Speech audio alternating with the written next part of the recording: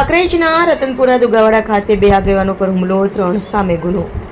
કાંકરેજ તાલુકાના રતનપુરા દુગાવાડા ખાતે હાઈવે પર આવેલી એક હોટેલમાં યોગી રાવળ સમાજના મૈત્રી કરાર સંબંધિત વિવાદના સમાધાન માટે કાંકરેજ ઓગળ સહિત વિવિધ વિસ્તારોના સમાજના આગેવાનો ભેગા થયા હતા। બેઠક દરમિયાન સમાજ તરફથી ₹7 લાખનો દંડ ભરવાની વાત કરવામાં આવતા સામે પક્ષે દંડની રકમ વ્યાજબી હોવાનું જણાવતા ઉગ્ર બોલાચાલી થઈ હતી।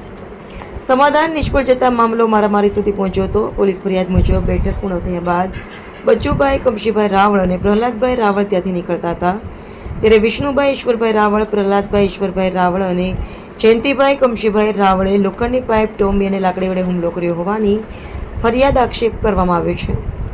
હુમલામાં બચ્ચુભાઈ કમશીભાઈ રાવળને માથાના ભાગે ગંભીર ઇજા પહોંચી હતી, જ્યારે પ્રહલાદભાઈ રાવળને પણ ઇજા થતાં બંનેને શિહોરીની સરકારી હોસ્પિટલમાં સારવાર માટે ખસેડવામાં આવ્યા હતા। આ બનાવ અંગે પાલનપુર તાલુકાના સમટી મોટાવાસ ગામના લાલાભાઈ દલાભાઈ રાવળની ફરિયાદના આધારે શિહોરી પોલીસે 3 આરોપીઓ સામે ભારતીય ન્યાય સંહિતાની સંબંધિત કલમો તેમજ જીપી એક્ટની કલમ 135 હેઠળ ગુનો નોંધી વધુ તપાસ હાથ ધરી છે। દરમિયાન ઘટનાનો વિડીયો સોશિયલ મીડિયામાં વાયરલ થતાં સમગ્ર વિસ્તારમાં ચર્ચા જાગી છે।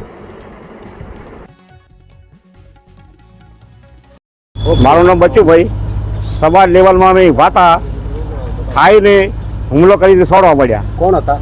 બડકોલના રાવળ। અને શાના માટે સમાધાનનું શું હતું? અહીંયાને કન્યા બદલા અમે કયા ગામના હતા? હમા અમઢીના અને બડકોલના। કઈ જગ્યાએ ભેગા થયા હતા? હળમાને શું ઘટના? દુગાવાડા સમાજ લેવલે ભલા છેલા હતા, મને હાજેલા હતા અને અમે હોટલમાં વાતા આવીને જુદું છોડવા પડ્યા જાય।